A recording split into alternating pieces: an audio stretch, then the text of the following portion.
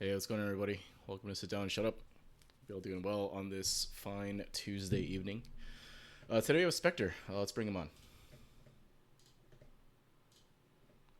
Hey, Spectre, can you hear me? Hey, what's going on? Yeah, I can. Awesome. How you doing tonight? Not too bad. All right. So, you're running Ryu, right? Is that right? Yes, I'm trying to get Ryu to master, Okay. and the biggest issue I'm having is beating 80% of matches, which is Sagat. It's all Okay. Sagat. Yeah. Yeah, that's how it's gonna be right now in Yep. Diamond to Low Master for the next I don't know month or so. Sagat's really Yeah. popular, right? I mean, it was not like Elena where she has fans, right? People love her, Yeah. Yeah. but it's not like Sagat, right? Some of these guys have been waiting since Street Fighter Five to Yeah. for I mean, I Sagat to mean, come out, right? I, So I would say that the character I see the second most probably is Elena, but yeah, not as much as Sagat. It's mostly Sagat. yeah, 100%. Again, for the next couple of months. But anyway, so Yep. tell me about what's going on with your Ryu games, right? So normally you don't you main Blanca, right? You have Master MR Blanca, but what's been Yep. going on in your Ryu games? Well, I don't know. I guess I would say I've learned a much smaller repertoire of things to do with him. Okay. So that might be part of it. Like maybe I need to start using more options. Like stuff like me not converting, like that's obvious. I know I'm not in some cases. Like we'll watch on the replay. There'll be situations where like I don't finish a combo or something. Like I know Mm-hmm. that, Mm-hmm. but it's more about like situations where like I could have done something or used the wrong move. Like that's I'm just trying to figure out how I can get that little edge that I'm not getting, and also maybe specifically Sagat stuff if you have suggestions there. Yeah. You could definitely take a look at the gameplay in some of in the replays you sent over. Let's see. I think this is you, probably. Yeah, this should be you. All right. And yeah, I think that there's a there's definitely a difference in playstyle, right? When you're playing Blanca, I think Yeah, you generally try to have a different approach than say a Shoto or a Ryu in particular, right?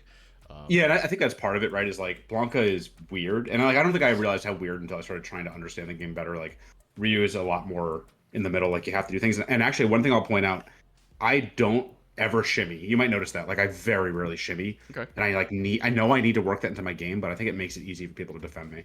Okay. So we'll see how that goes. So I invited you to the custom room. So I don't know if you've seen what we're gonna do here, but what we'll do is we'll run our first of three. I'll kind of get a sense of like what you're running into, what you've been struggling with, Yep. whatever. Get a sense of where you're at. After that, we'll take a look at one of the games and we'll do some replay review. We'll take a look at one of the games that we played, and then we'll also take a look at one of the replays that you sent me. I'm assuming they're ranked matches. I haven't had a chance to look, but Yeah, they were we'll take a look ranked. at that. And then if there's any specific situations we want to look at, we can hop to the lab, maybe do a little lab work if that makes sense to do. And then if there's time at the end and you're up for it, we can run it back into the first three and see if any adjustments help or not. Sound Cool. reasonable? Yep, sounds good. Yeah, Cool. I'm hopping into your Cool. thing right now. So I should have invited you, right? Okay, cool. Yeah, I see it. I see Cool. So go ahead and queue up. Oh, let me not play Bison. it. You guys don't want to see that gameplay on stream. Bison's not looking too hot right now for me.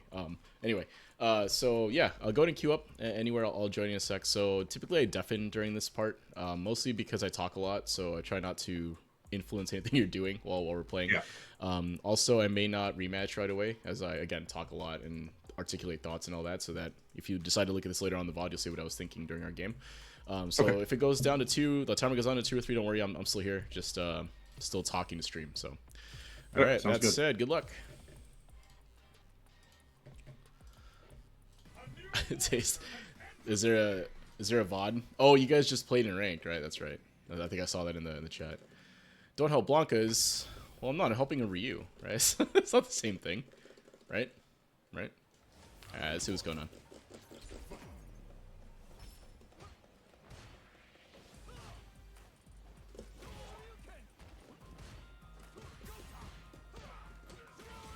Okay, pressing on plus frames. Oh,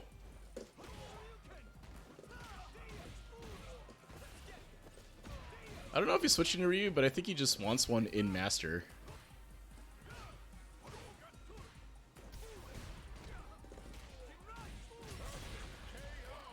Okay, so what I'm seeing right now is that they're really hesitant to press anything right at the moment, and that might just be nerves, might just be they're not quite familiar or sure what to do.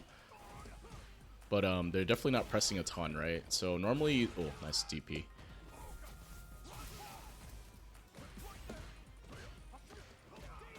Yeah, so that Hasho is not real.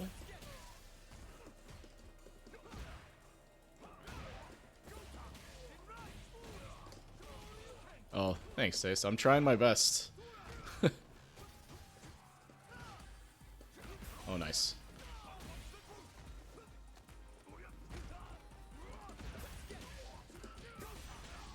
Yeah, I can't whiff. Yeah, Tace. Yeah, I'm really trying to get my A's good.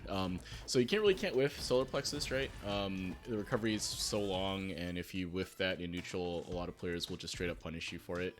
Because again, recovery is so long, and if you miss, especially with the new proximity block change, well, not new, but the proximity block change that was done to it, I think it's not as far as it used to be, if I'm not mistaken. Oh, jeez.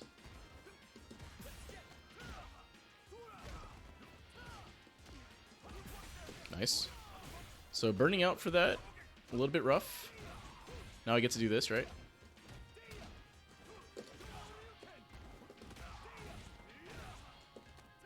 And then you get Jinrai to death, right? Because you're burned out. It's really unfortunate, I think. Well, not unfortunate. Well, fortunate for me, I suppose. But that is kind of Ken's reward for burning you out, right? He's get free Jinrai pressure.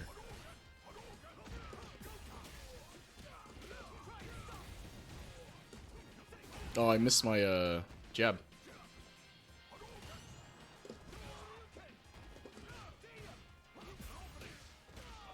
Okay.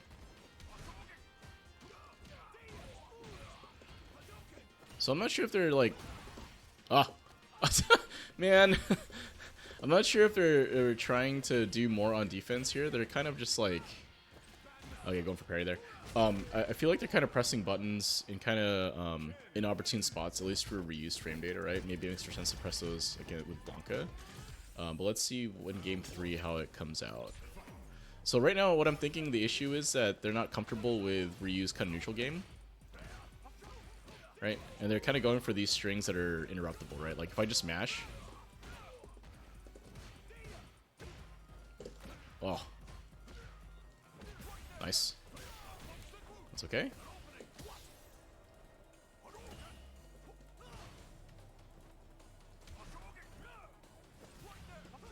Oh, that was sick. Yeah, I think it's definitely like a button thing. Like, they're not quite sure what buttons to press in neutral. Oh, whiff punish. That was sick. That was sick. That was sick.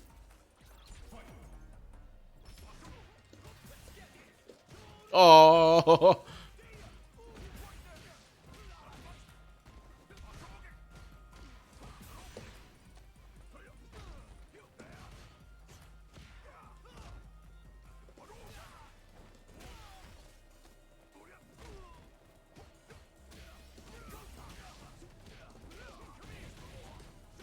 Oh, I should have supered there.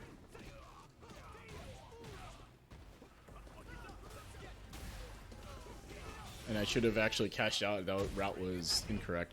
I think there were the fact that it was the back Tatsu there. I'm guessing it's supposed to be level 2, right? Isn't that the input for level 2? First go back. Is it kick? That was punch. Okay, anyway. Maybe they're going for super there. I'm not sure why they Tatsu'd. Could be a misinput error, input error or something.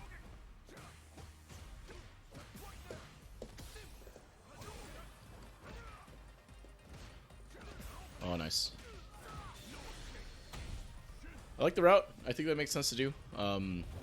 You know, Ryu doesn't necessarily have complicated combo routes. You can just like do, you know, button special move and it'll work most of the time. Yeah, some of it is spacing, I think. Like they're not used to Ryu spacing. And they're in trouble now, right? Because they have to defend Jinrai with no meter, right?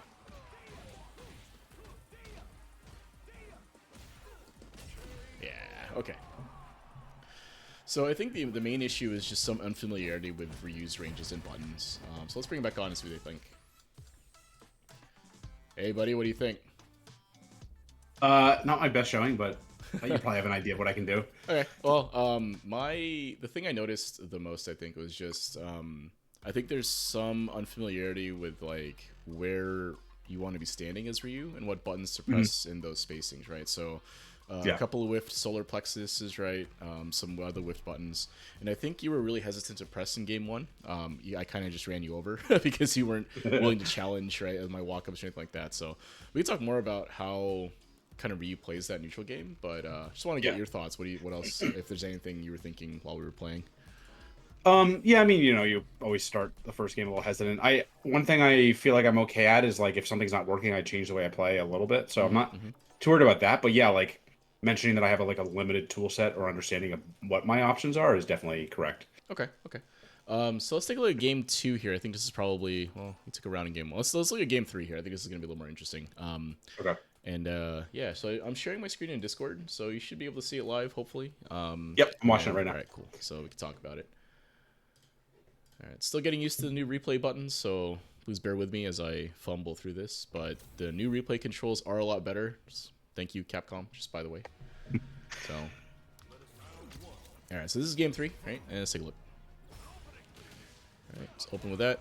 So I think that Ryu combos, for the most part, like the ones you did, totally fine, right? You don't need any of the fancy like drive rush, cancel, axe kick stuff, right? You can literally get master with button, DP, button, donkey kick, right? Like, that's totally fine. So this is good. All right, so this was fine, right? So this whole sequence here opened me up to this. Drive rush for Oki, right? So plus frames, I have to hold this, right? So here, though, is where I think you may want to change up like what's happening, right? So typically, right, when you do pressure sequences like this, you do want to keep them, tight in that I can't jab, right? I keep it real. Yeah. So I think that that stand heavy punch into heavy Hasho, right? I think that's what that was, right? Yes. I think you're gonna end up losing a lot of games because people will just mash, right? Like that's just what it is. People mash on everything all the time, right? So until you get me to stop doing, because I did this to you a couple of times, right? Where I kind of mashed on your minus frames, right? So stand heavy punch here, right? If I go back. Yeah, I would say like actually up until like Diamond 4 or 5, I would do this a lot. Like just assume people won't know that they can jab in between things, and they wouldn't. And now they are a lot. Like exactly what you're saying. Yeah. And it's just the nature. It's just the nature of it, right? People tend to just mash things, right? And if you look, I'm not even delay jabbing here, right? I'm just I probably had if I look here to this, I'm just pressing because it's my turn, right? Like -2, right? I'm just gonna take my turn with a 4 frame, right? Because there's nothing you can do here other than like a reversal of my face, something crazy, right? Like if you hard read me here, that okay, concede, right? That's cool, but since it's my turn here, I'm just gonna jab, right? So, because this counter hit, Ken gets a little more of a, and most characters actually, a lot of them, a lot of the good ones anyway, when they get a counter hit jab like that, it leads into their crouch and medium or a medium button, which kind of gives a big reward, right? In this case, I went for the knockdown in some space, but you can go for like minus driver's cancel or whatever, right? Like you can get a big reward from that. So, all right. So here, I think you were trying to jump, is what it looks like, and the input just got eaten, I think. Right. So, try you parry the fireball. This is a situation where I've asked people, like Aki is another one like this, where it's like, hey, if I'm from like medium range and someone fireballs, like, what can I do about them advancing? And people's answer is always like, don't stand there. Like that's the answer, right? Yeah. Block. Well, don't stand there is a like don't get hit. I guess it's right. Blocking or parrying here is usually what I see people do for this, because this timing should be more or less the same. Like you see me coming with the drive rush button, right? Yeah. So you can parry here. Blocking is also an okay option here. But I think jumping can be kind of tough at that spacing, right? Because if you look at the space I throw this fireball at, like this space right here kind of allows Ken to do this, right? And Aki too, right? You see Aki throw their OD fireball and then drive rush behind it, or like a fan or something. It's the spacing that allows this to work. Yeah. Because I recover before the fireball hits you, and if you parry this, right? And then my button's coming out, right? Yeah. So, like, if we talk about options here, I do think that if you see me coming in with the button, or you make a read that I'm going to come in with the button, trying to parry this is probably the most consistent thing I've seen that deals with this, because it totally shifts everything over, right? Like, if you get the perfect parry here, I don't get plus frames anymore, right? It's your turn now. So that's probably the best thing. Just blocking or going for parry and missing is also okay, although you have to deal with the plus frames after, right? So if you just parried here, you know, Ken's still +2 from the drive rush heavy punch, right? I do think jumping again can be good if the spacing is off, right? So my kind of rule for this is if the drive rush happens before the fireball hits you, right? So if you look here, one frame, right? So the drive rush is happening, but the fireball hasn't hit you yet, right? So in real time, it looks like this, right? Right, so you can see or you can tell that the fireball is still in the air when I start the drive rush, right? So when that happens, you typically have to make a decision on strike throw here, right? So you can parry, delay tech, just block, whatever. But I think movement can be kind of tough because you'll be stuck in recovery from the fireball. So something I actually am not that knowledgeable about is like if I perfect parry the projectile, how much more advantage do I get to do something there? You can do something almost immediately. So if you can OS something here if you wanted to. So you could OS and press a button. It's just that so you recover basically instantly. I think it's like a frame or something is what it is. The issue, though, is that if you look at your frame meter here, and let's back this up just a bit before the hit. So even after the parry, so if you perfect parry this fireball, I think you have way more advantage than, let's see.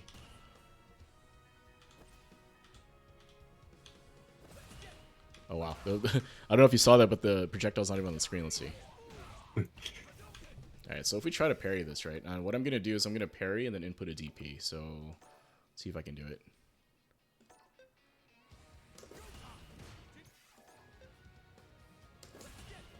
It's actually kind of hard, huh? Yeah. It's easier when you're not trying to do it. Yeah, I know. Yeah. Right, so I think just parrying the perfect parry OS is fine if you can get it, right? Okay. But, right there, actually, I didn't even get perfect parry, right? So I actually just matched DP here. And I was able to recover in time to do it, right? Interesting, okay. But the reason that worked, though, if you look at the frame meter, is because the invulnerability frames blew through the heavy punch, right? So if you look at the frame meter here, like, you can kind of see it, right? Like, you have to look at the VOD later, but you'll see that the invulnerability frame is coming out, right? So that can work if the spacing makes sense. You can also just do it, right? So if I just blocked there, right, and the timing of my fireball into drive rush was like frame tight, as in you block right away. If you mash DP there, like ODDP, and there's no gap, it won't come out, right? You'll just block. So it is an option you can try. Yeah, and I feel like I've noticed too at this rank too, like not even quite to master yet, like people just OD DP and reversal at like really weird times to like mix you up. And rank matches are so limited, like max 3 matches. You don't get time to adjust and figure out what people are doing. Yeah. So I'll get hit by that, and I've started trying to do it myself. Yeah. People mash GP all the time. It's like they're mashing jab. You'll see people mash GP like through everything, right? But it's just at weird times, like times you don't normally expect or aren't typical. You'll start seeing them do it. Yeah. I think like you get used to it though, because like if you think about it this way, if I'm getting hit, right? Let's say I block something, or even though I got hit, right? Like I opened up and I'm getting comboed. There's really nothing else I can do, right? Like you're going to finish your combo and that's it, or you potentially drop it or make a mistake somewhere, and I can just mash GP through that, right? If you make a mistake and like you drop the link or something like that, I could just blow through it, right? Or similarly for like people during like block streams and stuff, like if you look at some of the replays, like if you look at mine, for example, I'll be delay teching through the combo string, right? Yeah. Or parrying or something, right? Because why not, right? There's no reason not to necessarily.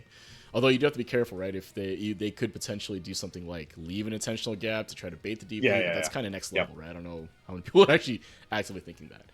But I mean, I definitely run into people where if you drive rush on block into not anything but a jab, they actually will reversal you every time. Like, still does happen. Reversing on reaction to raw drive rush definitely is a thing, right? And that happens at all levels, to be honest, right? Like you can do that, especially against modern, right? Because modern has that advantage of I can one frame react, right? I don't have to do an input, I don't have to buffer anything, I can just do it, right? And that's part of how you have to play them, right? Is that they have access to that. So, but yeah. like going back to the fireball driver thing, I think parrying is probably the best option, followed by like blocking, right? Or it's not parrying the fireball and then blocking, right? Like after you could do a delay tech, you could parry if you have a read on what they're going to do next, but you know, parrying the fireball then blocking the follow-ups is typically what I would do, right? I would take the throw in that scenario if that was me, just what it is, right? Or you have to kind of block, hold the mix up, and go from there, right? That's just what it is. That's just the advantage. That's just the reward Ken gets for throwing a fireball at that range, right? And using a bar, right? That's just what it is. Because any closer, right? You'll recover before my drive rush comes out, and you can just check the drive rush, right? So, what would you check with Ryu? Just a jab? Crouching. So most people will check with a crouching medium punch, right? It's probably his best disjoint. I think stand light kick is usually pretty good too for Ryu, right? It goes kind of far. It's pretty fast, right? But the disjoint on Ryu's crouching medium punch is really good, right? And it's 6-framer too, so that's typical people check with. Yeah, one thing you might notice is I almost never use this crouching medium punch. I probably should. Yeah, you probably should. You should definitely incorporate that because it's a good button, right? So it's a good button you can use to like poke and neutral. You can kind of control space with it, and it's also a good buffer, right? So you can buffer fireball or donkey kick, maybe not donkey kick, but you can buffer things behind it too, right? So especially against drive rush checks, right? You can buffer drive rush into behind that, and you counter their drive rush with your own drive rush cancel, right? Something like that. Okay. But yeah, that would be the button I would use.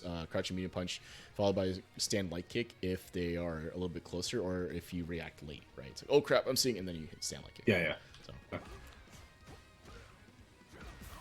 so this was good, right? So if we look at this situation right here, so you get the cross up. Unfortunately, you don't get the combo here. It's okay, right? You got the cross up though. That was just late. Like usually that does combo. I just like reacted late. Yeah, it was a little bit late here. I think you actually get a little bit more too. You can get like a stand medium punch in a lot of cases. Yeah, you can. Yeah. So you get jabbed here because I just mashed through your kind of delay, your stagger pressure here. Now this space right here, right? I felt like this was kind of uncomfortable for you.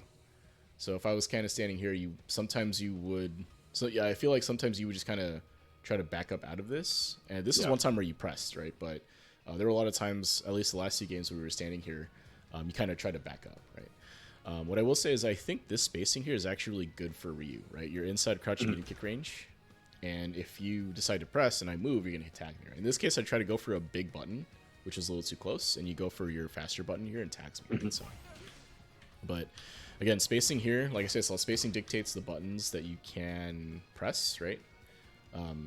Closer you are, the faster your button needs to be, right? The range matters less, all that stuff, right? So, right from here, crouching medium kick, gonna reach me, right? I pressed in heavy kick, a little greedy on my part because I was expecting you to back up actually, right? So, like this was good on your end here. So it was a good adjustment to what I was doing to you, where you weren't willing to press, and then now you are, right? So then I get caught out, right? Yeah.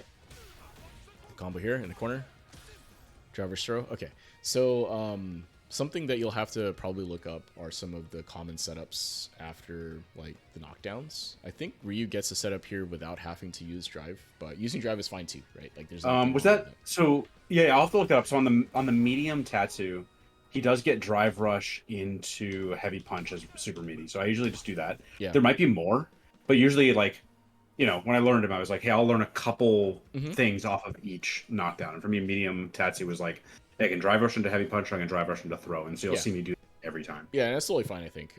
It's just, obviously I'm going to adjust to that pretty quick, especially in the first 3. So it's just, as you climb up, and obviously in ranked, it's totally fine. Just autopilot through that, and you'll probably win more often than not because people will continue pressing. But it is something, if you wanted to continue to play Ryu past Master, you'll have to pick up at least a couple more, right? That's just what it is. Yeah, for sure.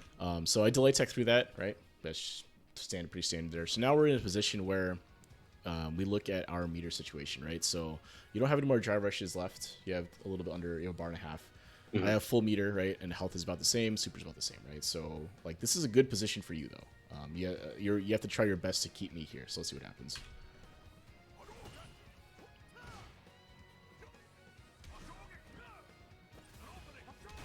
That was good, right? So baited my check here and then got me the Hasho. All right, so good position now, like Oki situation. All right, so how'd you get hit here? Let's see what happened. All right, so this is meaty, more or less. I mean, I don't press, so it's fine, right? Mm-hmm. Right, so you press here. This is fine. Chain, right? And then you don't chain the next light, looks like, right? Yeah, it's something you seem really, really good at that a lot of other people don't is like, I'll tick into throws like this, and most of the time people fall for it in ranked. You seem to jab through it like every time. Yeah. So it's a very common. It's a common thing to do here. Is just basically a delay button, right? So what's happening here is that after you do these two buttons, right, your mix-up is here now, right? So you can walk in for a throw, you can go for a third button, right? You can shout a shimmy me, right? Those are the typical options you would get after this situation, right? Like it's not really a tick throw since you're technically minus, but it's it's a tick throw for all intents and purposes. I usually call it a jab throw just because it's not quite that. Yeah, I'm trying to like make you pause so I can walk in. Yeah, and the distance here makes it so it's ambiguous, right? So after this is blocked, you have to walk in for a throw, right? Or you can walk and shimmy me, or if you chain another light here, right, it'll frame trap me, right? So if I mash against this, I'm gonna get hit.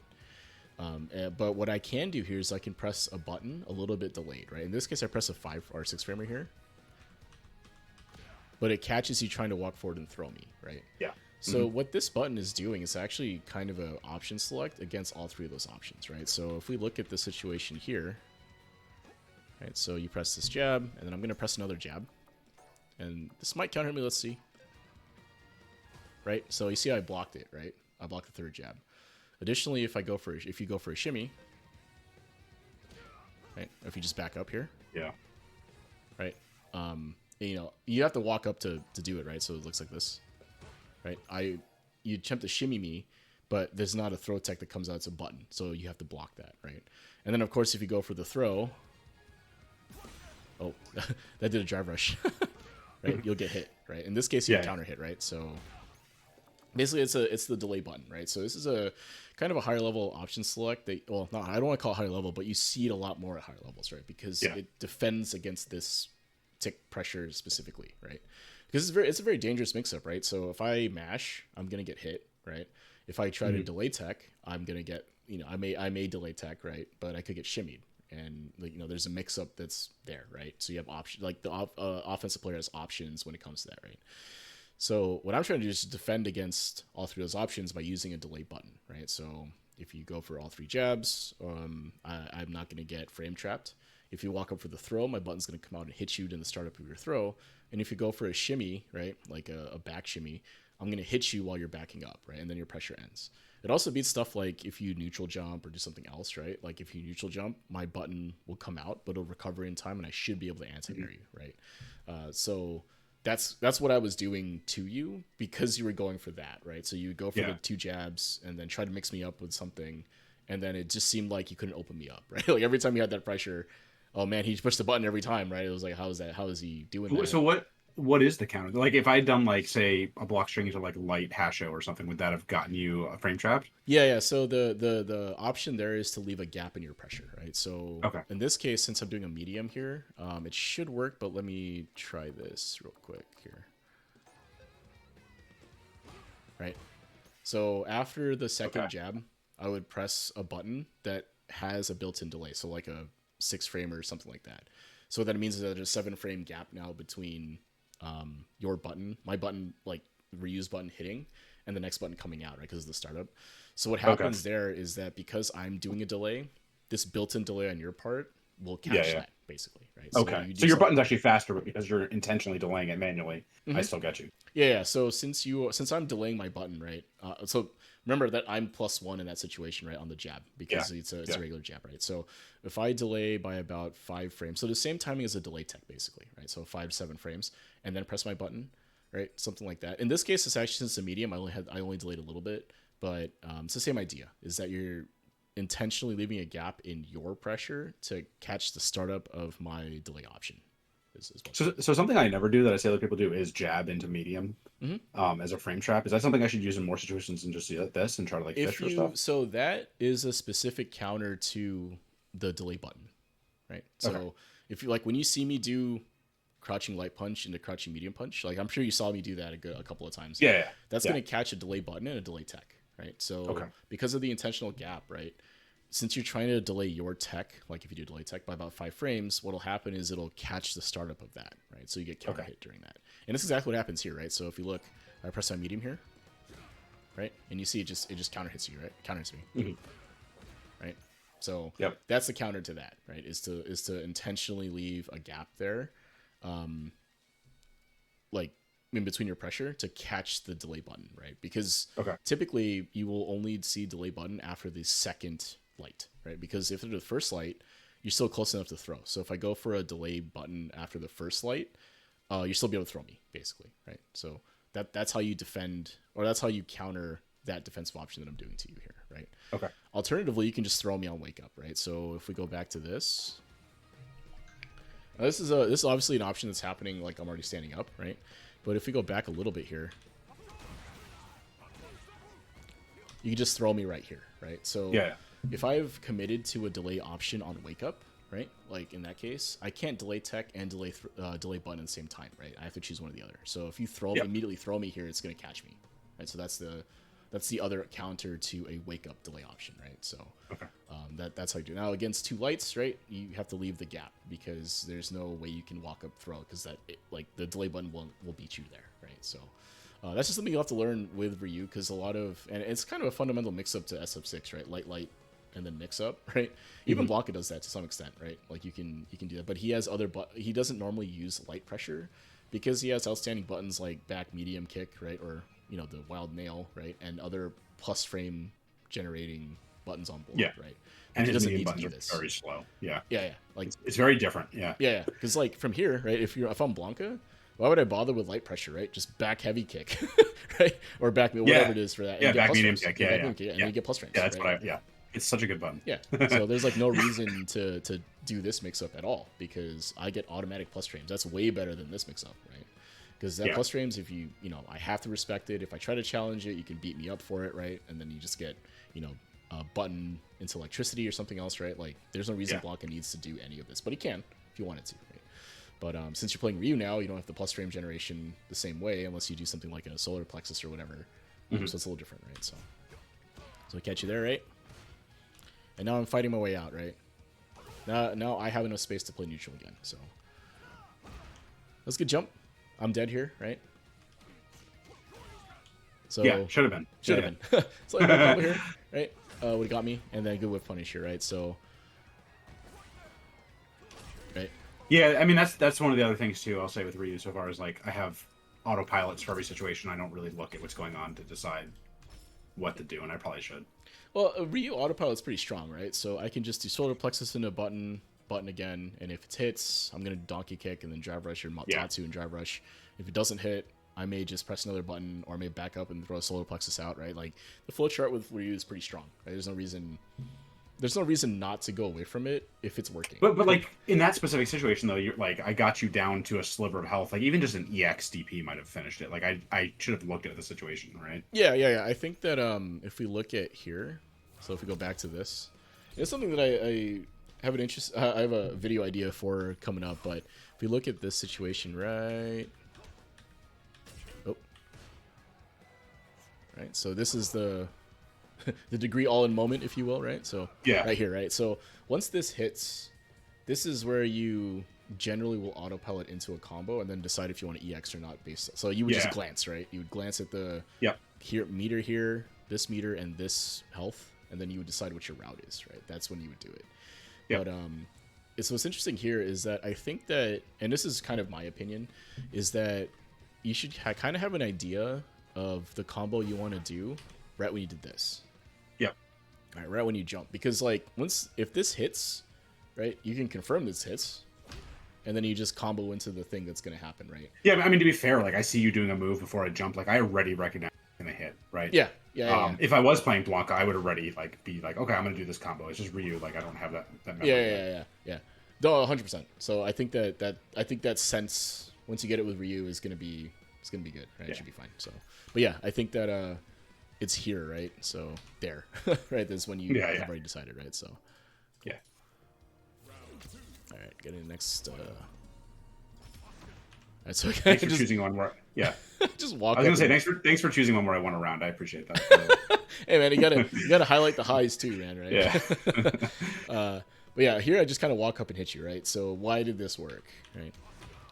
So basically, what had been happening in the last two games was that you had been kind of hesitant to press, or you would press Yeah. something kind of slow, right? So you were pressing like stand heavy kicks and stand medium kicks here, right? So I just kind of walk up and jab you, right? Or in this Yeah, case, it's stand leg something kick, right? something with Ryu that I liked. It hasn't worked as much at higher level, but a lot at low level was baiting people with a light hasho and then anti-airing them.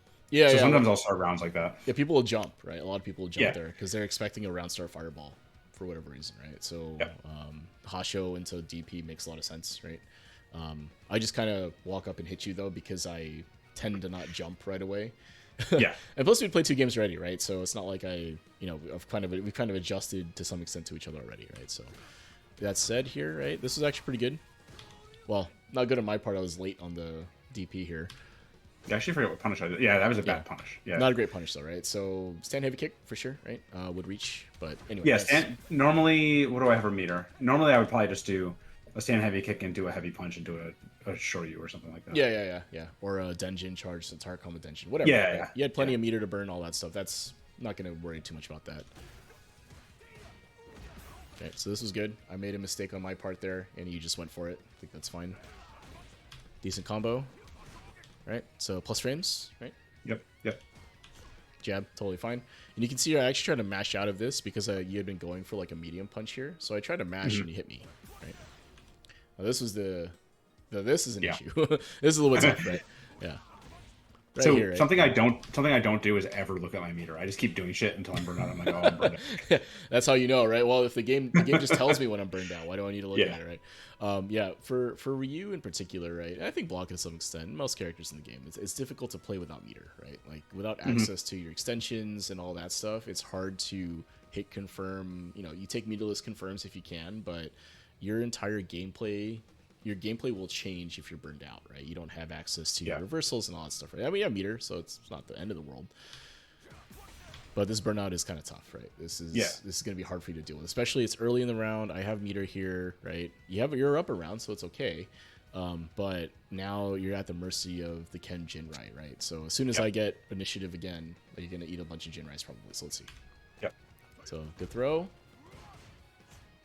All right, and there's my challenge there, right, with a button. Now it's like back to neutral, right? Now I'm gonna fight for some space back. Right? Yeah, and that's like my autopilot again. Is like when I get a blocked solar plexus in the core, I'll like jab once to like back them off again and then walk up and throw. And you are not falling for that at all. Yeah, it's very common because the solar plexus is plus, right? So Yeah. a lot of people press on that for whatever reason, right? Right. So what happens here is that you were trying to back up, right? So let's from right here, right? Try to jab me. I let you do that, and then I challenge after this, right? Yeah. And then that's what causes the trade, right? So. Yep. Right. So that was good air to air. Good throw. Right, and then I do the same thing that I had been doing to you previously. Right? It's the same situation again, right? In this case, what happens is after I hit you, you're trying to back up, right? Because I just hit you. That's typically I feel like that's a very common thing that happens in for a lot of people in this game. And if you look at all the sessions I've done, it's something I talk about all the time. Is that when you're standing in an uncomfortable space, you want to back up. That's just human nature, I think, right? So, but if you look at the situation a little bit closer, right? Even though I hit you, right? Right? So even though I'm plus technically because I hit you, if you just stood your ground right here, what happens, right? So if you decide to block here, I go for a crouching medium kick, assuming you move and you don't, and you just have to take the mix up, right? Which can be admittedly kind of scary because, you know, it's a drive rush, you're burned out, right? If I press a button, I'm going to be extra plus, right? So it's kind of hard to deal with.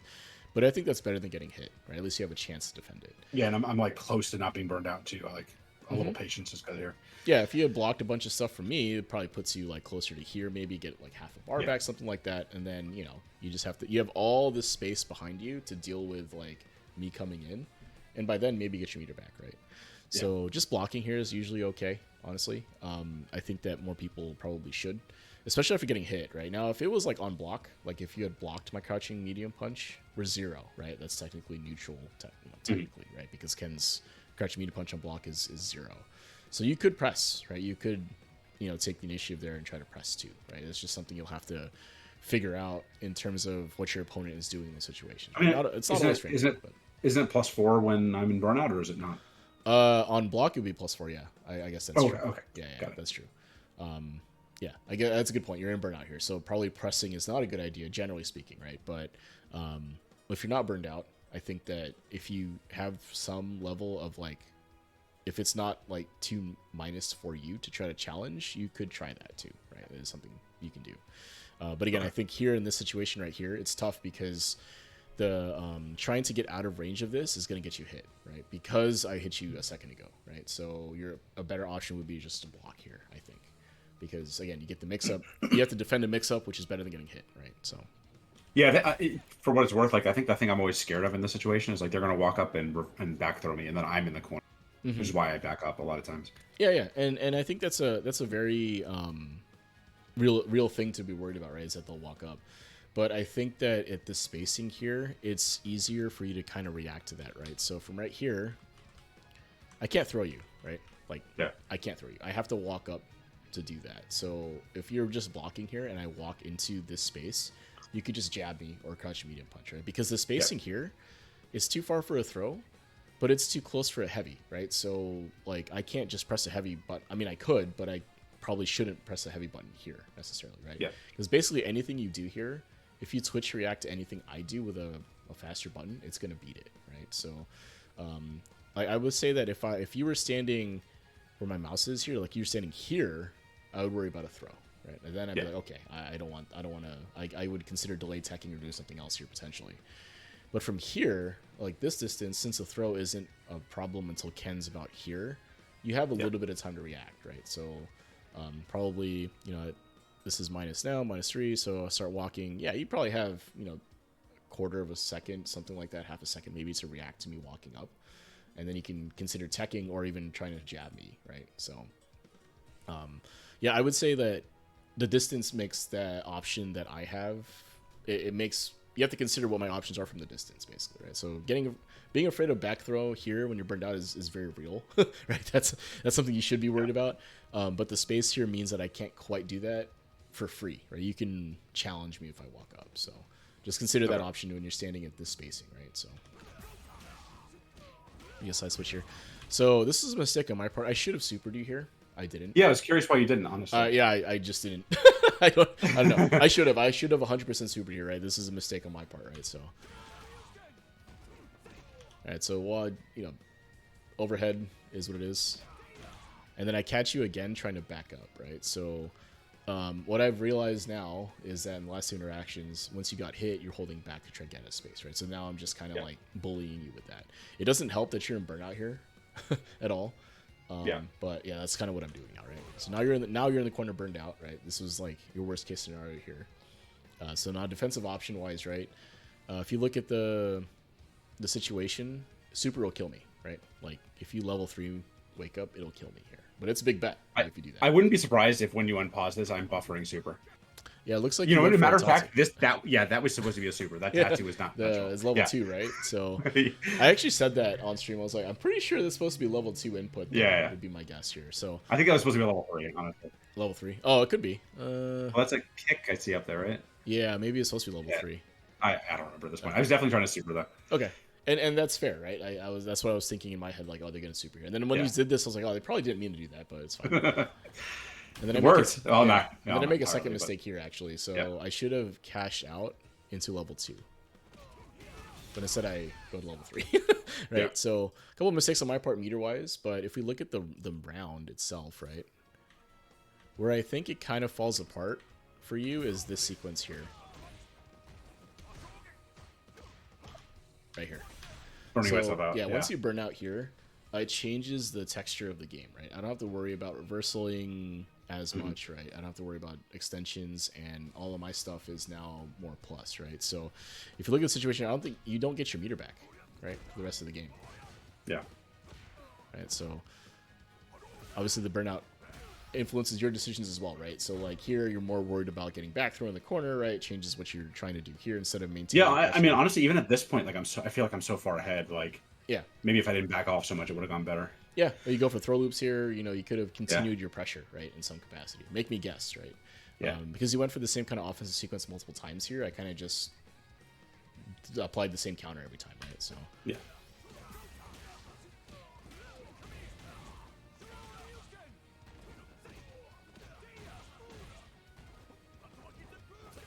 yeah, you actually don't get your meter back, right? So is that super, Yeah. right? And it would have been the same Yep. result, right? Because if I had jumped, it would have jumped over your level 2, right? And same result. Yeah. But yeah, you can see how the burnout. You know, once you get into master and once you get into these levels, right? Especially for Ryu, you know, that's what's brutal about it, right? Is that it changes everything, right? So you know that. So yeah. Yeah.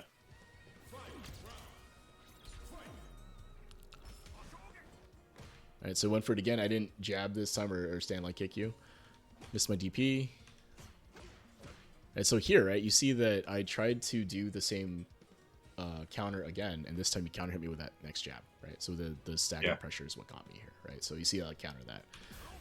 The only thing though is I think off of a counter hit jab, Ryu gets a crouching medium punch, so may have to change what you do there on the counter hit confirm. Right, so +6. Yeah, it's just all autopilot. Like I'm not even looking if the third one hits. I'm like looking if the first one hits. Basically. Yeah, 100%. That's just Ryu things, right? Something to consider. Yeah. If you continue to play the character, is that counter hit jab and a crouching medium punch is a huge deal, right? And you see why, like, that's why delay jab is so strong is because on Shoto's is because you get the crouching medium punch, which is a cancelable button, right? Yeah. So, right, so I start delay teching through that pressure. All right, so this was good here, right? So I did a stand heavy punch, which was minus, right? And then you managed to tag me as I'm trying to back up, right? So why does this work, right? So what had been happening was you were backing up, right? You were the one backing up, trying to get different spacing and pressing a button, right? So in this case, it looks like I'm moving forward, right? I'm trying to do it again, right? So if you had backed up and I pressed another stand heavy punch here, it might tag you or you might hit you on block, right? So you changed what you were doing in offense here or in neutral here, and it countered what I'm doing here, right? So you're able to catch me walking forward. So this is good. Also good. I think this is a good spend. I do think that if you had a meterless conversion here, this would be a good time to use it. If you had it, I don't know what that looks like for you. Probably just donkey kicking level 3, but this was fine. You didn't burn out. What do you mean? What do you mean meterless conversion? So if you had a way not to spend drive here, is what I meant, right? So because I drive rushed. Is that yeah. So from right here, right, this counter hit. So from right here, right. So if I go forward, advance here. Right, and I do something like this. I know you can donkey kick out of that, but I don't know if you can convert it at that range to super. It's possible you could. Oh, I'm already I think you're already inputting the drive rush.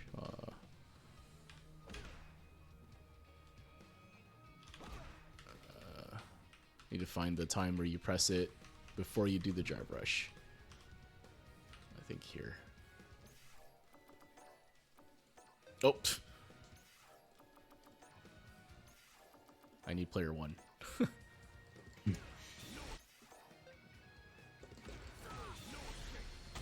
Yeah. Okay, yeah, that does work. Okay. Something like that, right? Yeah. Now, part of that is you'll have to recognize that you have to know that your crouching medium kick is going to hit, right? So, yeah. But you do have a little bit of time if you buffered the donkey kick instead. But you know that's something you'll have to consider doing. When I start a character, like literally what I do is like, what's the longest combo I can do where I don't have to make a decision till the very, very end? And that's literally why I do that combo. Right? Yeah. So like, I think that's just part of getting better is like, hey, I need to learn to like optimize and learn earlier in the combo when to change what I'm doing. Yeah. It's I know, again, I don't mind the drive rush. Excuse me, cancel here because you don't burn out for it, right? So I think that's fine.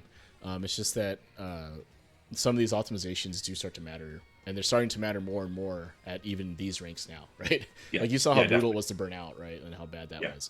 So if you burn out now for that, if you burned out for that, you would spend all of your resources for not a kill combo, and you have to deal with me without super, without burnout, or without drive, right? And that's tough. Yeah, I mean, I think you can understand as an old man, I need as much time to confirm as possible. So Yeah, dude. I always joke about if I never have to confirm a single hit confirm medium button again in the rest of my life, I'd be so happy, dude. Yeah. Like I don't want 16 frame confirms anymore. Capcom, Yeah. give me the 20 frame, right? Let me confirm multiple Yeah, hits, I right? want a full 3 to 4 seconds to Yeah, yeah, confirm things if exactly. I possible. don't want to have to deal with that young man stuff, right? So, at any rate, you get the super here, which is good. All right, so now you're in a good position, right? So, you're a little behind on drive. That's okay. You converted, meter. That's totally, or converted super into damage. That's totally fine. So you have good position here now. All right, so unfortunately, the crouching medium kick drive rush, right, giveth and taketh away. So, yeah, is what it is here. Unfortunately, burn out for it again. Just have to watch your meter here, right? Ryu, can play without using a ton of meter here. Just throw fireballs, right? Catch a medium kick fireball, right? That type of stuff. Right. So you go for that. I challenge you on the second stand medium punch, counter hits, and then you get caught walking forward. Right. So what happened here? Right? How did you get hit?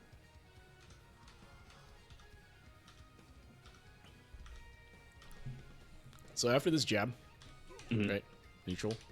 You're walking forward, and then I just press, right, as you're trying to walk forward. I'm guessing you're going to go for a throw here. Yeah. Okay, there it is. Probably. You're walking for a throw here. You're walking for a throw. Yep. Doesn't quite work out, right? Because I'm pressing, right? So we can talk more about how to get me to not press, but for now, just know that I saw you walking up, so that's why I pressed, right? So.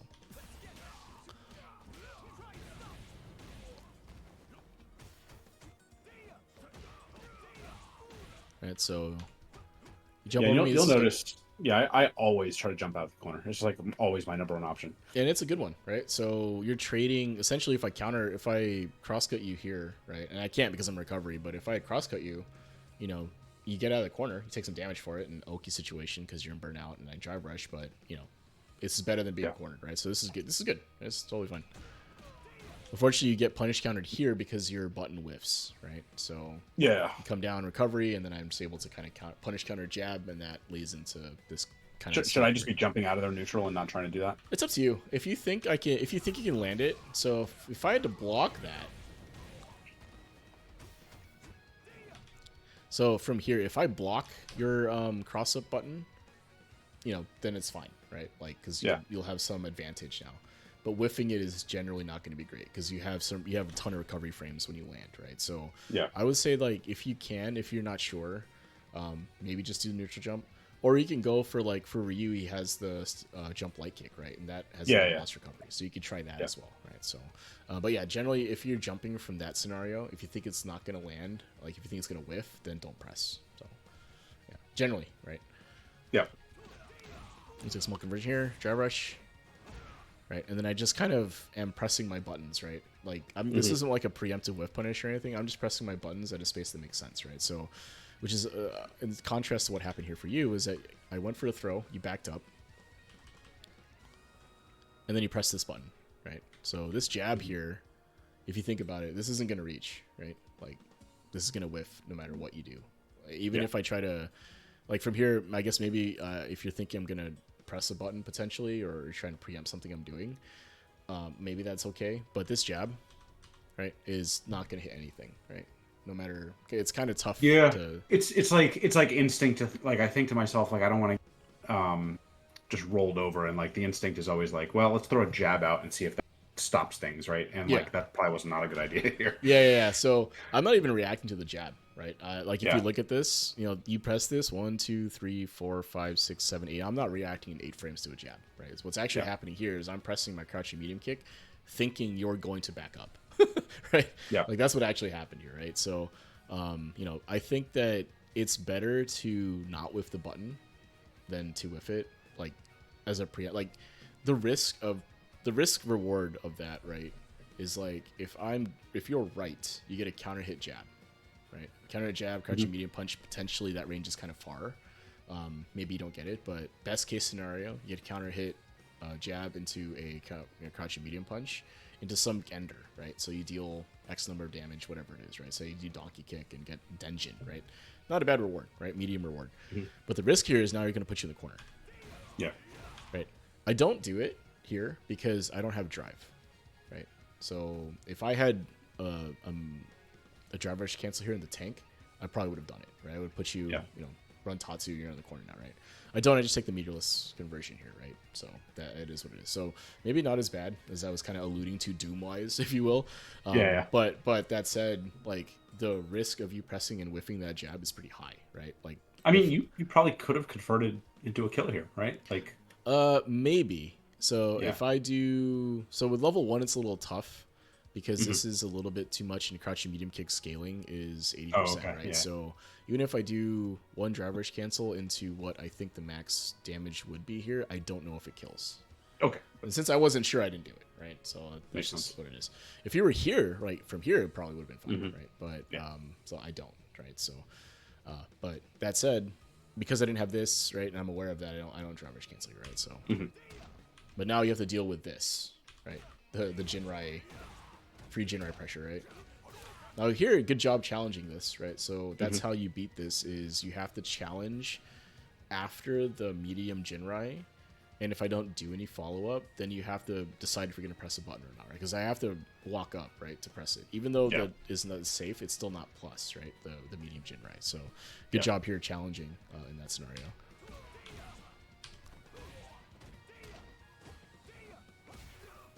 Right, and then what happens here, I think, is you're trying to back up again. Right? I'm definitely backing up there, yeah. So you jump, right? You do the thing you're talking about, where, I'm getting closer to the corner, let me get the hell out of here. Yeah.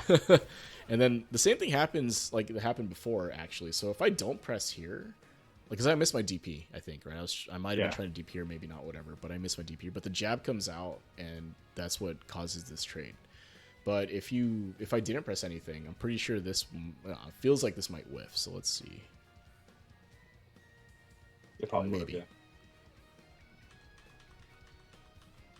Yeah, that's way too far away. Yeah, that's pretty far, right? So my butt is like 7 feet away from me. Yeah, this is similar spacing to the previous interaction we saw, right? So this kind of saves you for a second, and then you back up and get hit here, right? So again, if I were to talk about like the moment that this round kind of get away from you, would be the burnout situation, right? So in both scenarios, and some of that is just autopilot, right? Like you're trying to do the combo that you know you can do, which involves a drive rush, and you just kind of go for it, and that's fine, right? I don't have an issue with you doing that in particular. It's just you have to be aware of what will happen if you go for that in some of the situations where you don't have 3 bars, right? That's really all it is. And then overall, I think you did a good job mostly of in the second and third games we played of adjusting to what I was doing to you, which was kind of walking into your space and pressing a button, or letting you walk into my space and I would just press a button as you walk up, right? Yeah. So some of that's just going to be playing more Ryu, right? Getting used to the buttons he has, getting used to the neutral game that Shotos have to play, right? Because with Blanka, you can kind of skip some of that, right? Blanka ball, slide, whatever, right? Drive rush, and you have plus frames, right? So when you score a knockdown, you can drive rush in with a button, or if it's in the corner, you just press your plus button, right? There's like nothing I can do about that, right? There's no inherent mix-up in terms of like, oh, how do I defend 2 jabs or whatever, right? Where there's a minus and there's a guess. You just get automatic plus frames, right? So like, so what you're saying is I should just go play Blanka. Yeah, that's what chat wants anyway. I got one. But I'm just saying that the offensive sequencing has to be a little different, right? Or it is different. It doesn't have to be different for you, but I like it. That said, I think you do a good job overall. It's just like, the spacing stuff is where you're probably losing out more, and then burnouts obviously are what they are. So I feel like that's the big takeaway, and so far, right? Because again, once you're burned out, it changes the entire texture of the game, right? So cool. So while I'm looking, is there any other questions that you're thinking of right now while I look this replay up? Think of I'm not kind of putting you on the spot here, but no, I mean, I think we covered quite a bit. Yeah, it's a lot for sure. To talk about, but all right, cool. Yeah, and then I'd be curious some of the like specific anti-Sagat stuff, because there's so many Sagats. Yeah, DI right now. I feel like I know he doesn't have 7 different plus normals, but it feels like he does. It's because it hits you from so far. Like he's that's part of it. Like, and hits you. Right? I'll try to do jabs or mediums, and like Sagat does the same and hits me from so far. Let's take a look. All right. Well, Psycho Spammer has the idea here, right? So let's take a look at this, right? So right here. right? So this situation right here, right? He presses his stand medium kick, right? Which is 11 frames. But is your button close enough to reach him or not? Let's see. All right, so right here, right after the jump, you land, right? Yeah, I think probably. this would be reasonable about time for you to press. Yeah. Right. So why does that work, right? So again, we talk about space, and the appropriate buttons to press really depend on the spacing, right? So if you did that jump in, right? Don't end replay. So if you do this jump in, right? From right here, as a Ryu player, right? Or as a Shoto player, whatever, you should have an idea of if the crouch medium kick's going to reach or not, right? Like that's kind of how you play the Shoto. That's like the Shoto life, right? Like will your button reach or not? And then this guy kind of walks up and presses, but if you look, right, from right here, right, even if you pressed right now, right after you land,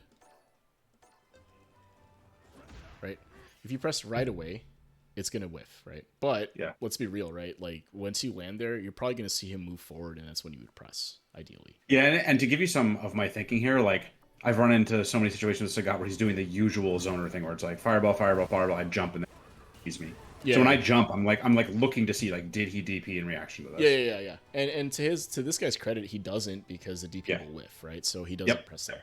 So the idea now is you see him walking forward here, right? Once you land. So right here, he's already in range of your crouch medium kick, right? That's just what it is. And then from there, you can press, right? So a lot of the neutral game, right, and spacing, right? How do I put this? Part of the game is understanding, like a big part of this game rather, is understanding the space between the characters and how fast or slow the space can change, if that makes sense, right? So like why do we talk about characters with fast walk speeds? Why are they so good? Is because they can control space better with their movement, right? So I can back up to create space, I can walk forward to close in, right? I can reduce the amount of space between us, right? If I have a better walk speed, I have a tool that I can use to do that, right? So like, you compare someone like Akuma walk speed or like Chun walk speed, they're typically thought of as having faster walk speeds, buffed Kimberly, right? Level 3 buffed Kimberly. Like why they're so scary is because the way that they can adjust space is really fast, right? So the way I think about this, and this is kind of a Shoto thing, is like if I imagine 2 points, right? Like if you're looking at the stream later on or whatever, you can see my hands doing this, right? Is that if I have my hands like this, right? And if this is player 1 and this is player 2 or whatever, and I move one of them, right, in one direction or the other, there's a consistent amount of time that is, like, there's a consistent rate of change, rather, of the space, right? Like, there's not really ways to move faster when you walk, right? Like, you can dash, whatever, but, like, typically when you're walking, the space will change at a consistent rate, if that makes sense, right? But if both players are moving, then the space changes at not a consistent rate anymore, right? So if both players move closer together, the space closes really quickly, right? If both players are moving the same direction, the space may or may not close or get bigger or smaller depending on their walk speeds, right? So a big part of playing neutral is getting a sense of the opponent's movement and understanding where your buttons are and where they aren't, if that makes sense, right? Like, what is the max range I can hit and not hit, right? So one of the things you can do to counter Sagats in particular, especially at this rank, is that a lot of times their spacing is not going to be good, meaning they're too close. A lot of the times they're too close for their button, right? And we saw that here, right? And we recognized that right away, was that after this scenario here, press, right? Yeah. Like, as soon as he walks forward, you would react to that and press, right? So anyway, that's my neutral spiel for now, right? Chew on that for a little bit, but that's how the game is played, right? Is that, like, you have to know your ranges and kind of have a idea of when your opponent is going to walk into that or walk out of it, right? Or I will say one thing that, like, really, like, kind of makes me hesitate against a god is, like, that tiger knee. People throw that out so much. Like, in that situation, like, if I do a crouching medium kick and he tiger knees, he comes over me and hits me. Right? Yeah. And that's happened to be a lot. Yeah. Like right here, right? So you walk up, or sorry, after this, tiger knee, right? And that like warps the matchup, because I sit there and I obsess over, like, is he gonna tiger knee now? I'm gonna DI, and then I'll, like, preemptively and just get crushed because yeah, I do yeah, it. yeah. With that, yeah, and that's just part of the game, though, right? But Yeah. think about what I was talking about earlier is the spacing, right? So if he's at a space where you can hit him, Tiger Knee doesn't matter, right? You would hit the Yeah. startup of that, right? So Yeah, if he was standing further away, a little bit further away, then the Tiger Knee becomes more of a threat, right? Because like you can't hit him from the startup of that, so he'll be yeah, low crushing you by the time you can press your button. But if he's too close for that Tiger Knee, then you can preempt it, right? So you press your button yeah, to catch a startup potentially, right? So, again, a spacing thing, right? yeah, And also, if you had DI'd in that situation right there, it would have caught him anyway, right? Because he pressed the stand yeah, medium kick. So, like, yeah. Or you the can, low fireball. Yeah, yeah, you can DI Sagat, right? So that's one of the yeah, things that he struggles with is that a lot of his pokes and space control like buttons are DIable, right? Stand heavy yeah. punch, stand medium kick, right? The two really good kind of buttons he uses to control space can be DI'd, right? So. Alright, so you get the fireball here, win the fireball war, you get to come in. Good anti-air.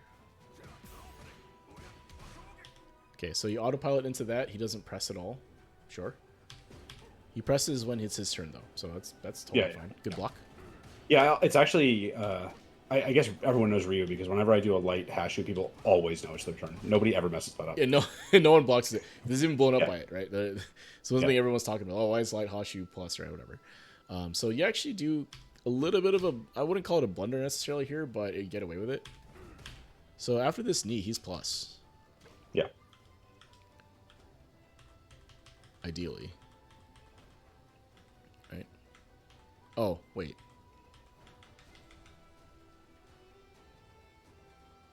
It's supposed to be plus after this, right? I thought. Oh, I they don't, do light I don't knee? know. Yeah, I think it depends on the knee and the range, right? And if I'm Oh, so, I was yeah. reading something earlier saying it depends if I'm pushing or Yeah, standing. he's plus also, here. apparently. So like right here, right? Yeah. So he's player 2, right? So here's the recovery, and here's your 2 frames, right? So he jumps right away. Yeah. So this is actually a situation where you probably shouldn't jab because you'll get hit by his frame trap here. Now you get away with it because he jumps, probably expecting you to delay tech, right? So, you just have to be careful here in this situation. Now again, this works. I do think that taking the throw in this scenario is probably a better option here overall. Because if you think about it, if you took the throw and he jumps, you just DP, right? And end of that, right? If you take the throw here, it's a whole bunch of damage, no big deal, right? But if you delay tech or get blown up by a frame trap here, you're gonna take a ton of damage, right? So Yeah. okay, good challenge. Drops combo, but that's okay. Drop the combo, yeah. Right, but the idea was there, right? Drive rush overhead. Lands. Good. Right. Go for the combo. Whiff it, but it's okay. Alright. I think he makes a mistake here burning out. Because he wanted the combo. Ooh, okay. So this is tough. This is tough. Yeah, this is tough. I think you just throw normal fireballs here. He can't OD fireball, right? Like, he doesn't have any meter at all. So you throwing your fireball here and advancing is probably going to be better overall. At least until you had enough to OD fireball without burning out. So. This goes right back to me just not even looking at my meter. Like, I need to look at that before I make decisions, right? Yeah, got to constantly be aware of it. That's a big part of the game, unfortunately. Or fortunately, depending how you want to look at it. Good to be from him. I like the jump in attempt, though, right? He's been throwing a bunch of fireballs. So I don't mind this, right? You go to jump into anti-airs, a big deal, right? Yeah. Seems like that seems like a bad. I don't know. I don't love that jump in because I walk right into the perfect jump in heavy range and then immediately do it. Like there's no, you know what I mean? Like I need to at least like shimmy around a little bit, and, like make him think about. Yeah, yeah. I mean, he'd been throwing fireballs at this range, right? Like, I would have jumped here too, to be honest, right? I think he was gonna. I would have think he was gonna throw another fireball from this situation, but he doesn't, and that's what it is, right? It is the range that you would jump in though, because if he had thrown a fireball here, this definitely hits, right? So that's Street Fighter 2.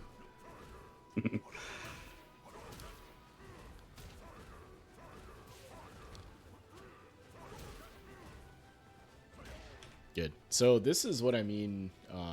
What he should have been doing with meter was this, like after you burn out here. So throw fireball, move forward, right? Yeah. Jump over the fireball, move forward, right? Like close the space. He can't throw OD. He can't threaten you with an OD fireball, and he has no meter, right? So you can't really do anything to you. You just have to close the space as best you can. So what you're doing here is this is actually pretty good, right? So contest the fireballs. You hit once, but you contest the fireballs here and walk forward, right? Like, it's fine. Yeah. And then he decides to jump and you anti him, right? That's good. But yeah, I would say that in this scenario here, moving forward to take up the space is what you want to be doing, right? Because what are you afraid of him? He's not going to be able to do anything from you from full screen, right? You have to be standing almost here where the mouse is in order for him to reach you with anything that's not a fireball, right? So moving forward here is probably fine. Even if you're in burnout, I think it's okay because you were both burned out in that scenario. And staying aggressive there would have probably got you your meter a little bit sooner. Now you're probably going to get meter back here, and it's going to be fine. But the issue is that he gets his meter back at full screen now, right? So he's able to he's going to be able to zone you now.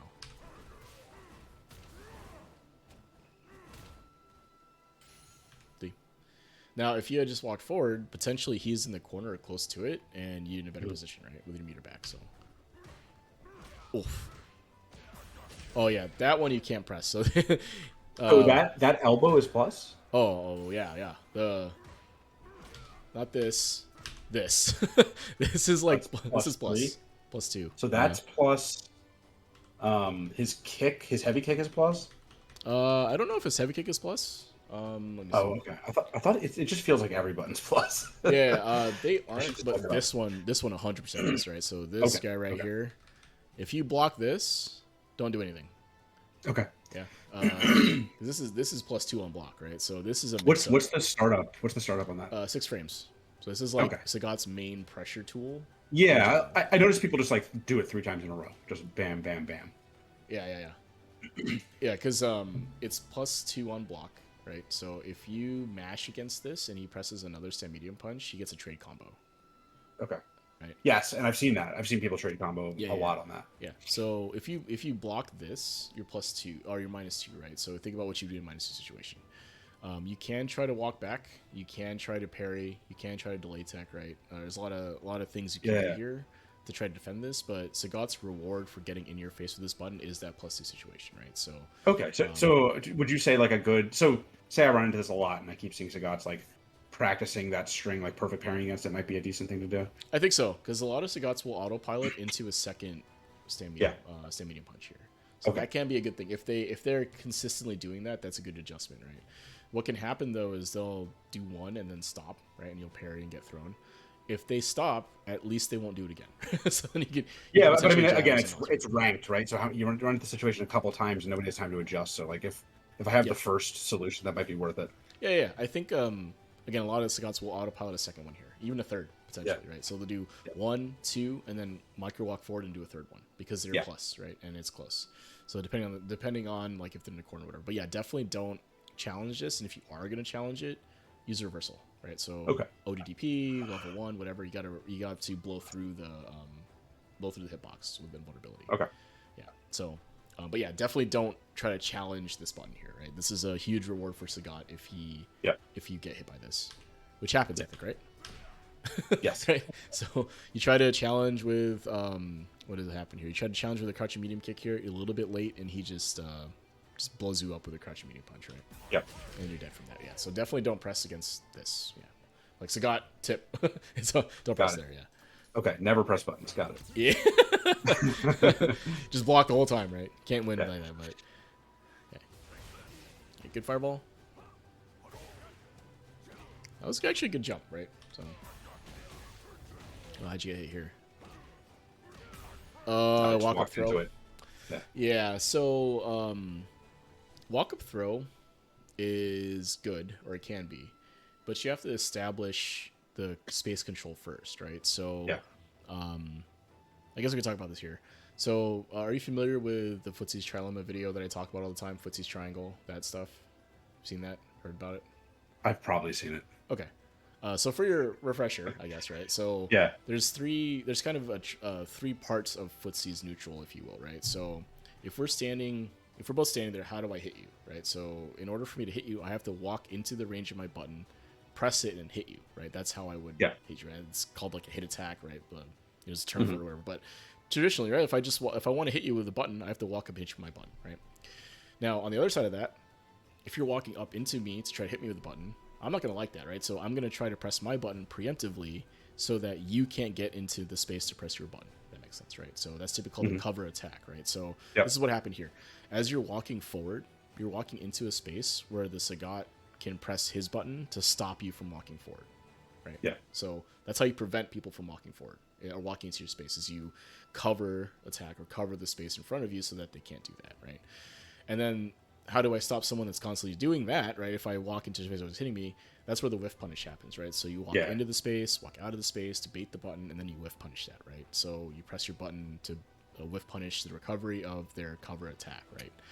And then eventually at the end of that is how do I stop someone who's only looking for whiff punishes? You walk up and hit them, right? Because they're waiting for you to press something potentially, right? So that's like the footsies triangle and how you beat them. So in order for a walk-up throw to work, you have to discourage them from wanting to press the button in the first place, right? So in order for you to do that, well, you have to whiff punish them or punish them for pressing that button in the first place. Yeah. So once the opponent is afraid of pressing the button because you're going to whiff punish them, then you can just walk up and throw them, right? Because they're not going to press anymore, right? Like they're expecting you to back up and do that, right? So I feel like what I'm doing a lot is like trying to apply pressure through Oki, and then I'm like, okay, now they're afraid to press a button because of that, so I'm gonna walk up and throw them, and I never whiff punish or shibby. Like I very rarely. So I feel like that's a part of my game I have to put in there. In Oki situations, right, your opponent's knocked down, right? So they have to make a defensive decision, and they have to hold whatever you do, right? But in neutral situations like this, where both players are kind of standing up, the opponent can try to challenge your walk up, right? And that's what happens here. So in an Oki scenario, I think you can just apply pressure by doing a meaty of some kind or whatever. And I think your Oki is probably fine here overall, right? When you score knockdowns, you're able to apply some level of pressure, even if it's light pressure, but you're able to do something, right? But in this scenario here, you're trying to walk up and you just get hit, right? And that's the reason why, is that the opponent hasn't been punished enough for doing that. The second part of this, though, is that you're too close, right? So from here, I think it's this. So if we go back, after the air-to-air happens, right, so right here, right there, right? So you're too far for a throw. So this would have been the right time to throw. If you were close enough to throw them, this would have been the right time to throw. But this Sagat lands and is like, oh, I just got hit and they're close, I'm going to press.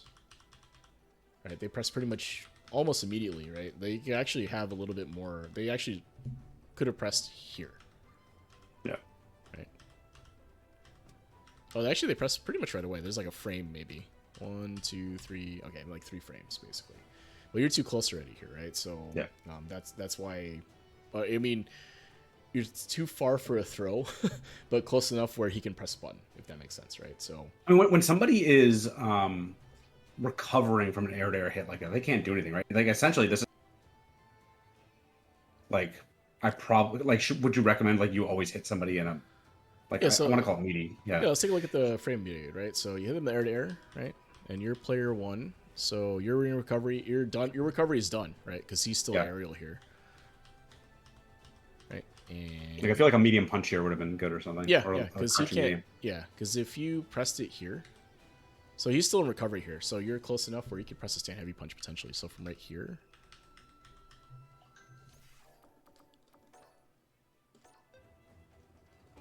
right? Yeah, I think that's probably a better option. It's basically a meaty for you because they're in recovery of some kind, right? In this case, it's recover from the air. It's probably a better option. Especially if they had been pressing a lot on kind of quote-unquote wake-up here or in recovery, which might have been happening here. This is the first area I think I've seen, so I can't say for sure. But you said you played him in a set, right? So maybe you have a sense of that. But if they're eager to press, then this is basically a meaty option, right? Like they're in recovery. When you press your button, the hitbox comes out. It's faster than their button, right? So I think that's probably a better option overall, right? Especially that range. Now, if you were closer, right, like point blank after that air-to-air, I think a throw makes more sense too, right? Because I think you treat it like an Oki scenario, right, where they have to guess strike throw, basically. But because you're a little far, unfortunately your throw doesn't quite work, right? So then you get hit by that. Okay, so you try to wake up throw. I think you were trying to daylight tech maybe here. You get hit by the meaty. Yeah, that I feel like I see that set up pretty often where they do the knee as like a frame kill.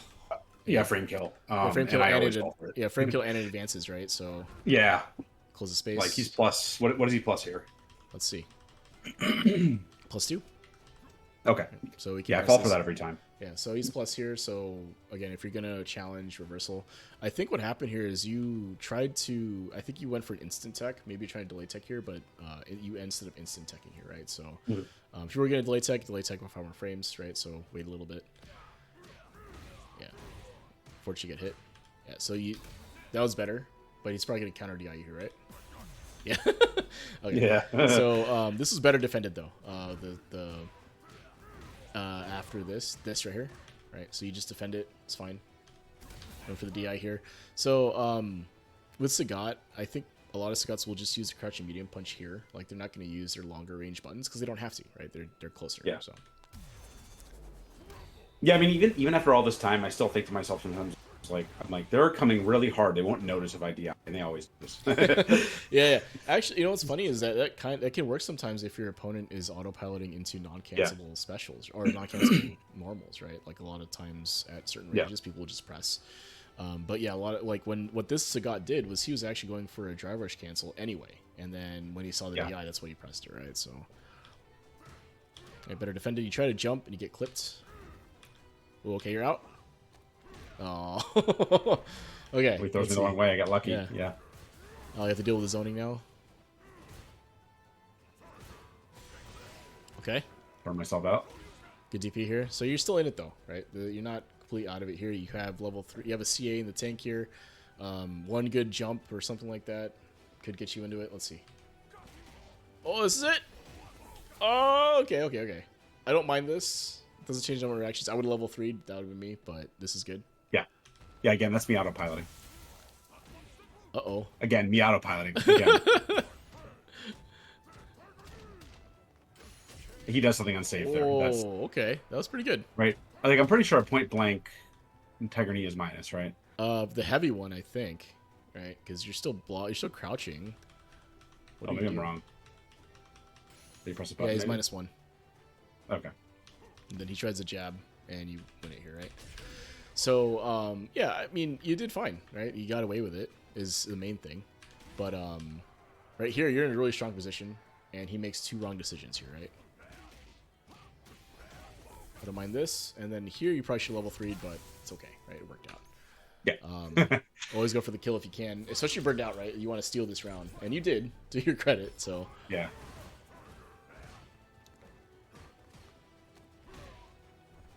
So why did that work, right? So, right. So, you're +3 here, but it's that jab into throw, right?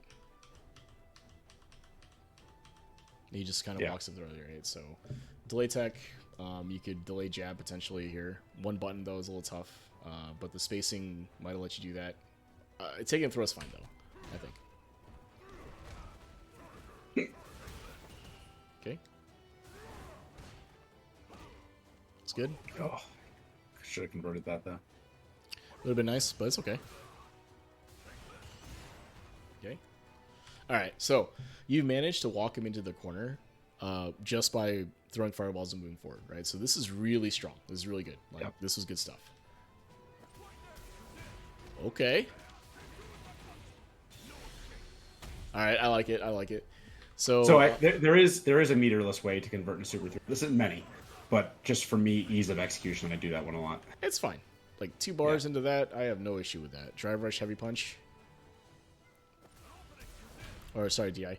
My only suggestion here would be that you're standing a little too far to corner them. So that might just be some of the hesitancy you have against Sagat because his normals reach kind of far. But if you were to stand right under the timer, even against Sagat, what that means is that your buttons will come out faster than his longer range ones, right? So generally speaking, against Sagat's longer range buttons, you're not really trying to whiff punish them in particular. I mean, you can if you're standing at longer space, but you can try to stuff them by just walking up and pressing your faster buttons, right? So walk up, stand light kick, crouch medium punch, right? Even stand heavy punch to some extent, you can do that to bully him, right? Now what you do here is totally fine, right? This works out very well for you. It's just you have to spend 3 bars to do it, right? And you were in a position, you were already in a commanding position, right? So it's just these little optimizations may or may not matter. Like, imagine if you landed this same hit in level 3, but had 2 extra bars because you didn't have to do the DI or whatever, right? So. Mm-hmm. So I don't mind this. You're gonna get a lot of this meter back, right? Or at least the bar, anyway. And still in a strong position, right? You're still ahead in meter, ahead in damage, right? He has meter here, but, you know, that's whatever. So you're in a strong position. So let's see what happens. Ah, okay. So like I was saying, the hesitancy of standing in the space that I was talking about means you miss the anti-air opportunity, right? So yeah.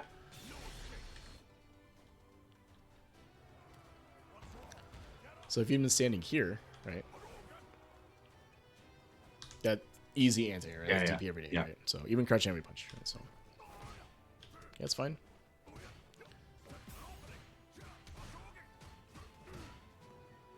So if you block this standing, it's a less plus. Weird. Yeah, it's Are there other moves like that where standing is different? Lash. Ken's Dragon Lash is like that. Oh, okay. I didn't realize that. Yeah.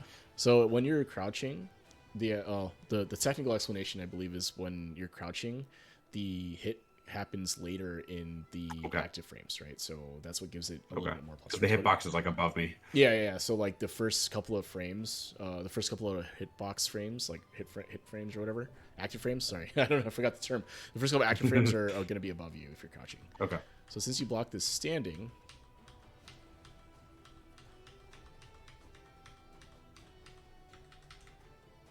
Let's see. There's the block. Pushback on that is crazy. And you can see right there, right? Like you could have pressed way sooner. Oh, I'm +8 here. Yeah, wow. Okay. Yeah, that's a lot, right? That's okay. I didn't realize that. Yeah. So if you can, so that's kind of like core to Sagat is that he tries to encourage you to block a certain way, right? So if you're always crouch blocking, the knee when he does it is going to be plus, or at least it's going to be less minus, right? It's going to be kind of dangerous to block that crouching. So you want to start blocking it standing, right? So you try to do that, and then that's when he hits you with the forward low and his other lows, right? And the low fireballs and stuff. Is that he's trying to get you to block high so that those other things can be opened up, and then when you start blocking low again, they can start doing tiger knees, right? It's kind of like his kit is designed that way, right? To try to get you to block a certain direction, right? So if you manage to block the tiger knee standing, I'm pretty sure all of them are minus. Actually, let me just double check, just to make sure I'm not lying to you. Tiger knee. Oh, it's tiger knee crush now, right? So I don't know. I just call it tiger knee. Yeah. So this one's -8 if you block it standing. His medium is -7 if you block it standing, and his heavy is -5 if you block it standing. So if you block any of these standing, you should be able to jab out of it, as long as it's both hits or hit you, I think. So I'm gonna have to just try that in training mode for just try it in training mode, right? And just kind of get used to it. So, but yeah, you generally want to try to block the standing if you can, right? Or DI it if you run into it. But good DP. Oh, okay, all right. All right, good stuff, right? So you're in commanding position now, right? So guess your game for him. Let's see. Wake up super. Oh yeah, that was sick. That's part. So that fireball on a medium tattoo in the corner, you can fireball. Deep meaty. Yeah, that's gonna be meaty fireball, right? So, okay. So this ended up a win. I probably should have looked at if you won or not before I started this, but you actually did very well in this game, right? So you managed to get through the Sagat pressing buttons, right? So he tried to zone you, and you were able to walk forward. But I do think that the main way that you beat Sagat in general is if you can get past the zoning, which isn't as strong this game as it has been in previous games. I think everyone's kind of aware of that. Once you're in sort of his like crouch heavy punch and stand medium kick ranges, the idea would be for you to try to get inside of that and press something faster, right? We saw that in the very first interaction where you were standing closer than he was, right? You were close enough for your crouch and medium kick to land, right? And if you had been aware of the spacing of that, you probably could have gotten a driver's cancel, like the low forward driver's cancel reward from that, right? So that's the spacing thing, I think. So if I had to give you any advice now, Really, what it comes down to is meter management. So trying not to Mm-hmm. burn out. Some of that's just autopilot Yep. stuff. I totally get it, right? Like when I picked up Bison the same way, right? I have two combos. Both of them require drive rush Yeah. or OD, right? And I'm just gonna use it every time, right? That's what it is. Yep. Yep. So getting some meterless conversions under the belt, I think, is a good way to continue the climb. And then the other thing will be just spacing, right? So Yeah. learning the ranges of the moves, right? So getting the training room, setting the dummy to stand, and then you walk up and press the button at like what you think the max range should be, and kind of getting a sense of like where you need to be standing for your button to land, right? So Yeah. I might even dumb that down more and just be like, learn how to use crouching medium punch. Like that might be where I start. yeah, pick a button or two, pick one button, Yeah. add that to your game plan, and then go from there, right? Because right now you're using a lot of crouching medium kick, and I Yes. think you should be trying to add stand heavy punch and crouching medium punch if you can with meter, Okay. right? Yeah. Like those two Makes sense. buttons can carry you pretty far Yep. if you can land them at the tip, right? So if you get good at like spacing them and landing them, you can do pretty well. Like you saw, I think it was one game where I just pressed stand heavy punch like a million times, right?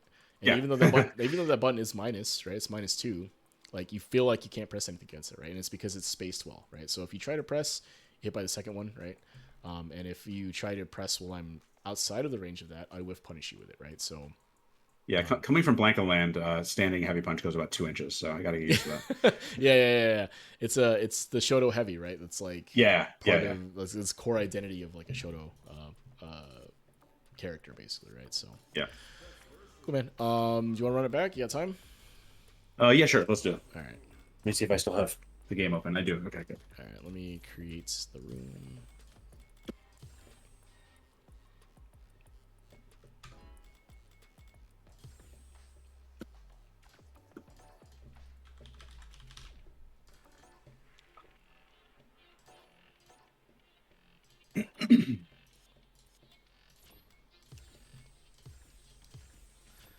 All right, leave the mics hot because it's funny. So yeah, I think like if I were to give you any advice for like right now, adjustment wise, just try not to burn out. And Right. see how that That's fine. Yeah. changes the game for you.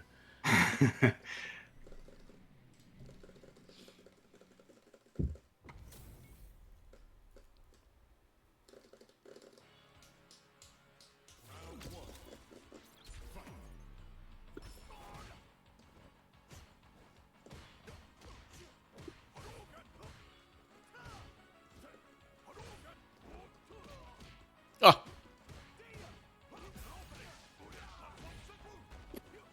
I want you to know I looked at my meter before I did my anything else there. proud of you.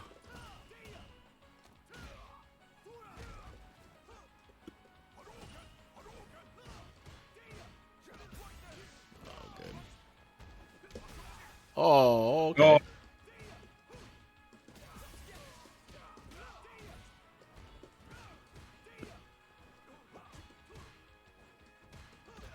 Whoa.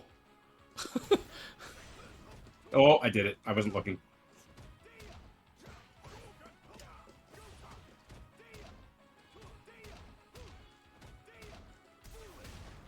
Oh. Went for Yeah, second so fireball. I avoided burning out once by looking, and then when I burned out, it was because I didn't look. It At all. didn't look, yeah. Autopiloted the Yeah. OD fireball, yeah. Okay.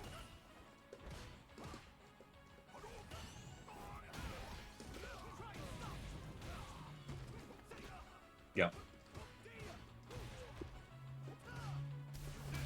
Oh, it didn't cancel. Interesting.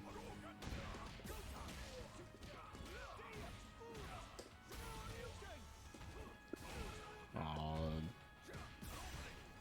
Yep. Did it again. yeah. Yeah, I did the jab thing again too. Like, why would I jab there? Like, I guess I'm trying to interrupt the. You're trying to interrupt the whatever I'm doing, right? Yeah. But yeah, it's something that I think people do a lot is because you're not getting punished for it right now, right? Like you Yeah. jab for free and people don't do anything. But when people start preempting your button like that, it's like you jab, you get whip punished for it, it feels real bad. Yeah. Oh. Ooh, good range. Oh, that was nice reversal. Yeah, most of what I do is just standing at the right spot to be ready, right? And press the right button at the right spacing. Oh, I can't DP? Come on. Not what I meant to do.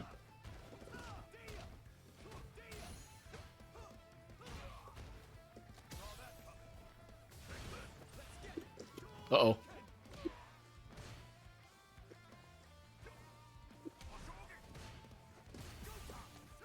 Damn it. Ah! But see, you see how that works though, right? Like the Yeah. walk up throw only works because I've kind of gotten you a couple times when you're pressing. So Yeah. now you're hesitant to And I was press. really low in life and like Yeah. being very hesitant. Exactly. Exactly. Ouch. Aw. Oh, nice. Okay. Uh-oh. Nice. Oh, that's not supposed to happen. Yeah. Definitely got punished better than that. Nice. Good prediction. That was a prediction, not a reaction, right? Yeah, definitely prediction. It can't react to a fireball like that. Or if I do react to the fireball, you'll recover in time to DP me. Yeah. So that is something that I guess I should probably talk about too. Is that whenever you throw a fireball, be ready to DP behind it. So Yeah. go for the DP and all that stuff. Yeah. Oh. Oh, that didn't work. Okay.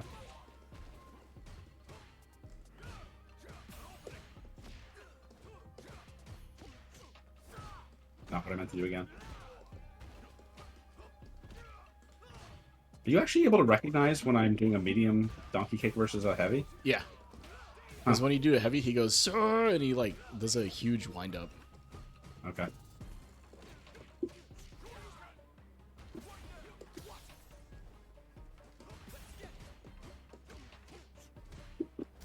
No, why did I do that? Went for it. Went for it. But yeah, the heavy donkey kick has way more startup, and he does like this kind of like wind up. So you can definitely feel it, or you can definitely see the difference.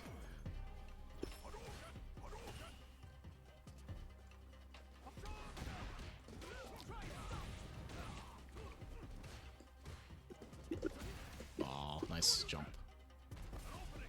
Oh, that's my face. Yeah.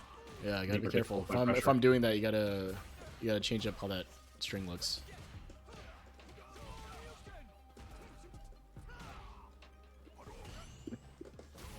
Nice.